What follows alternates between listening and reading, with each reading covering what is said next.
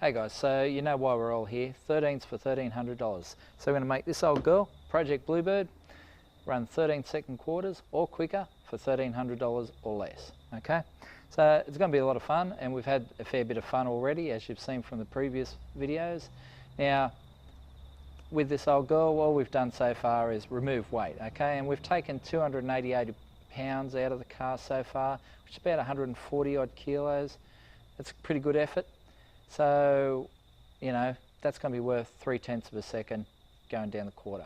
All right, so, you know, according to the G-Tech, straight up, this car was worth, you know, 16.2 or thereabouts down the quarter. So we should dip straight down in the 15s as it sits already. And we haven't really done a lot. All right, but we've got some goodies coming, as you probably see on some of the videos that will be popping up shortly. And among those goodies are a new set of headers. They're sitting in the boot right here. So we'll pull them out shortly and we'll look at putting those on. But in the meantime, we'll have to get the old exhaust system off. So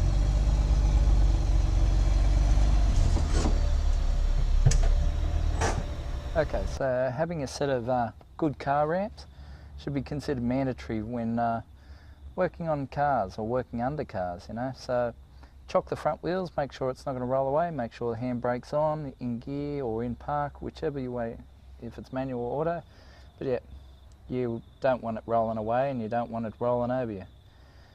Okay, so the exhaust system in this thing is pretty good. It's a shame to pull it out, but it's got to come out. Weighs too much and it's too restrictive. Give you a look at what the exhaust system looks like in this thing. You can see you've got the catalytic converter right up front, then you've got a centre muffler there, and a rear muffler, and then there's a rather large resonator under the rear.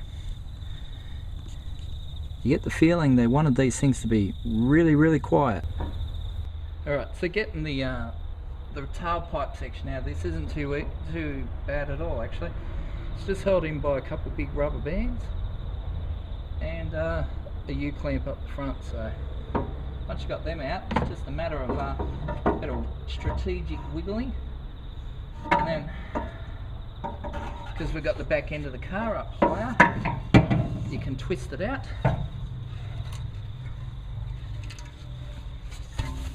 And there you go. Alright, work our way forward. Okay, so we've got the front part of this next section undone. We've already loosened off the rear, it's just a matter of undoing it all the way. There we go. You can slide it out the back.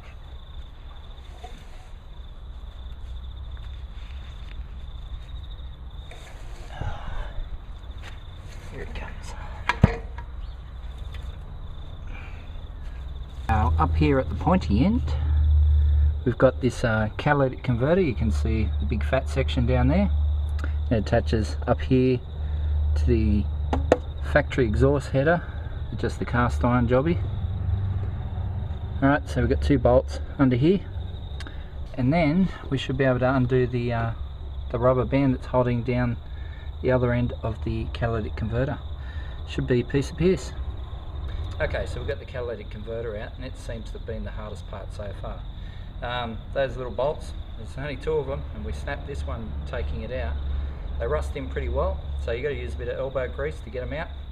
But it's alright, it's all done now. Only took, you know, probably 20 minutes, I guess. Okay, so we removed the factory exhaust system, and to be honest, it wasn't too painful at all. All we've got left are those factory cast iron headers, so we'll get those out and we'll put these bad boys in. Now, I picked up these from a local exhaust shop. Actually, it was totally exhausted in Wodonga. I'll give them a plug. Now, they'd been on a car but hadn't been run for whatever reason, so I picked them up cheap, $230. So that fits in our budget. So we'll put those on, and I'll piece together a short exhaust system. Now, I do have an XR6 head coming that I picked up cheap on eBay. They've got a slightly bigger cam and, you know, better ports and bigger exhaust valves and that sort of thing, so they're a better thing. So we'll put that on later. Now, that's just going to mean I'm going to have to pull these off again later. However, I don't want to get hung up for a week waiting for this head to show up, so I might as well do it now and get the exhaust system all sorted, and it'll be easy to remove anyway, so I'll just put it on, get it sorted, and then we'll pull it off and do the head conversion later on. I know it's doing work over, but I don't want to get stuck just sitting here for a week waiting for parts to show up so I can do it all at once. Let's just get into it. Okay, so there's our factory headers, and to be honest, they're probably going to be the easiest factory headers to remove in the history of automobiles. You've got 6 bolts and they're all easy to get to. Bang, bang, bang, bang, bang, bang. This is just going to be a piece of piss to remove. Okay, so, and should be pretty easy to put the aftermarket headers down in there too, because there's a stack of room down on this side of the car. It's no wonder so many people turbocharge these cars, because you've got so much room to play with.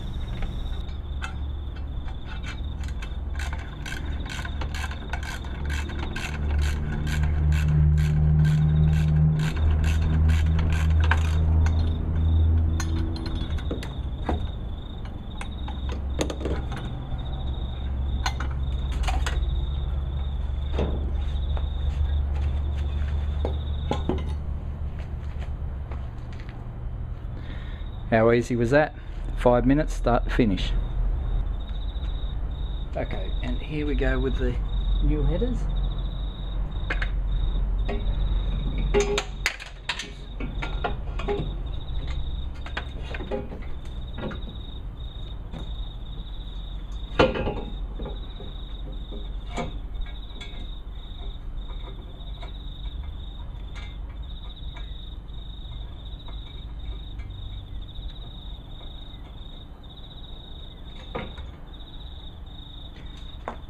Pick up that other gasket now. Okay, so you may have noticed I've used a couple of washers here. So I've got 2 flat washers and 1 spring washer. And the reason for that is the flange here is thinner on these aftermarket headers than it is on the factory headers. So we need the washers to make up the difference or get shorter bolts. Personally, I didn't want to go out and buy 12 new bolts, so I just went and bought, you know, a dozen or 2 dozen washers, and that'll do the trick nicely. Okay, so the headers are sitting in here, the bolts are in, they've got the washers under the heads. Now the temptation here is to do them up really fucking tight, and you want them tight, but you don't want them that tight that you're going to start stripping the threads out of the head. Remember, you're screwing into aluminium, so you really don't want to start pulling the threads out of those heads, or the head. So yeah, just take it easy, just do it up so it's nice and tight, but not too tight, okay? And best to work from the center outwards, alright? It's like flattening out a piece of paper, okay? You screw up a piece of paper into a ball. How do you flatten it out? You start in the middle and you push out. And that's the way you should do everything long and with a gasket, okay? Alright.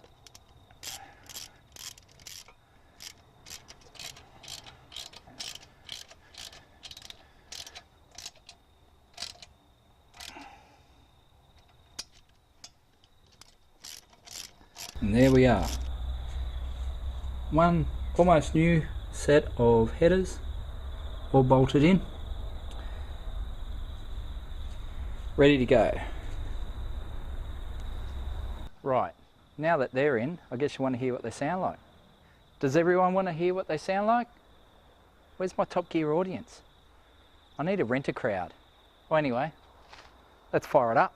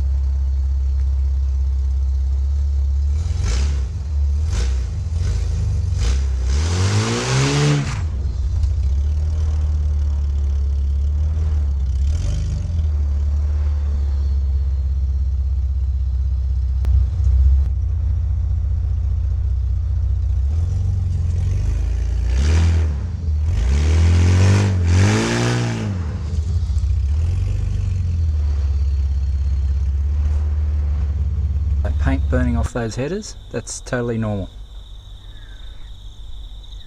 Right, so basically that's what I want the exhaust to look like. Now that's all just sitting in position at the moment. We've got the flange plate at the front, then a short 2.5 inch diameter pipe, then this muffler, I'll show you that in a second, and then another 2.5 inch pipe with a bit of a bend in it.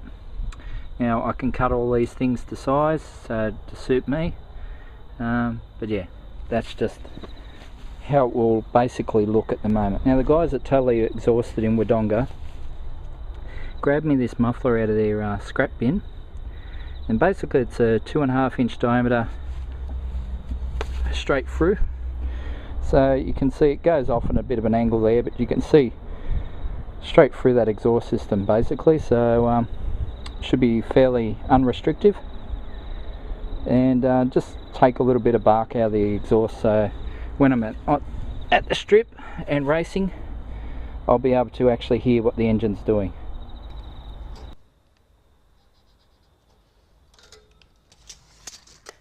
Okay, so it turns out that the piece of pipe I was going to use up the front in between the headers and the muffler was too short, and none of the other pieces that I got from the boys were long enough either. So what I did was I dug around in my own little scrap heap and come up with this length of pipe,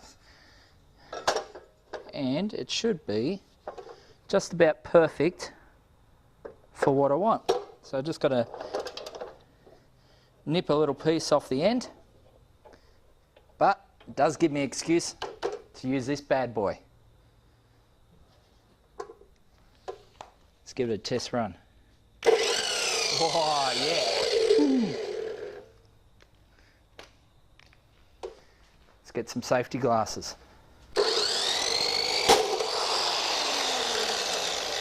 The fuck was that?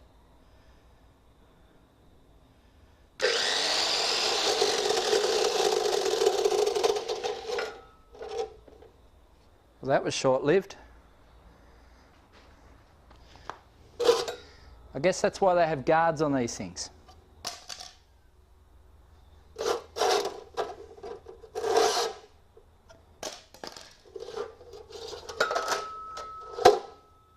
Well, looks like I'm cutting it by hand then. Fucking piece of shit. Okay, considering we've just had an epic fail on our cut-off saw there, we'll go to plan B. The reciprocating saw. Hopefully we'll do better with this one. Alright.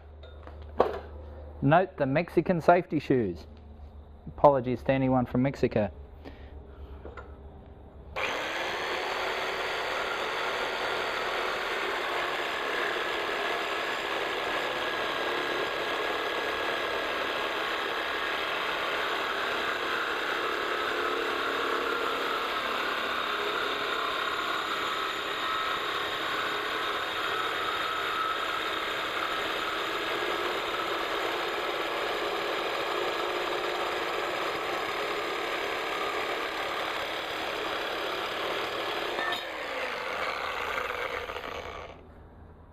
Alright, that was a lot better.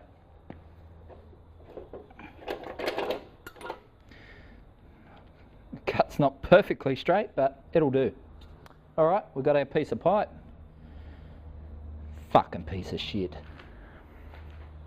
Okay, so the exhaust is sitting in place, but nothing's stuck together yet, alright? So we've got a jack in there and a couple of cardboard boxes just to get it in the right position.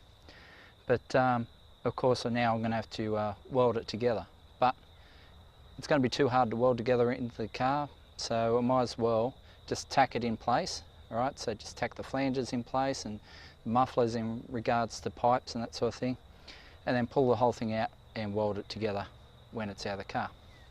Now, of course, when you're going to weld on the car, first thing you've got to do, disconnect the battery. You don't want to go screwing up the computers in these things. It can be kind of expensive to fix. And it's just a good idea anyway. It's no good for the batteries to be welding on cars. So regardless of whether they're injected or not, disconnect the battery when you're welding on the car. Okay, so because it's going to be under the car, it's going to be a bit unwieldy. I'll cut off electrode, so it's a bit shorter. Should make it a bit easier to work with. And unfortunately, my MIG is out of gas, so I'm stuck with the old stick welder. But that's alright, it can still work pretty well with the old stick. On she goes.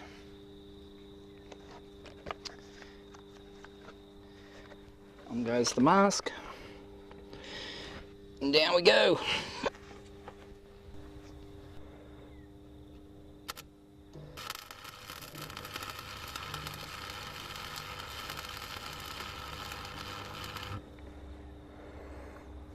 Okay, so we've got it all tacked together, and everything should be in its right position, so it's a matter of now just welding it all together outside the car, which is a hell lot easier than welding it together under there.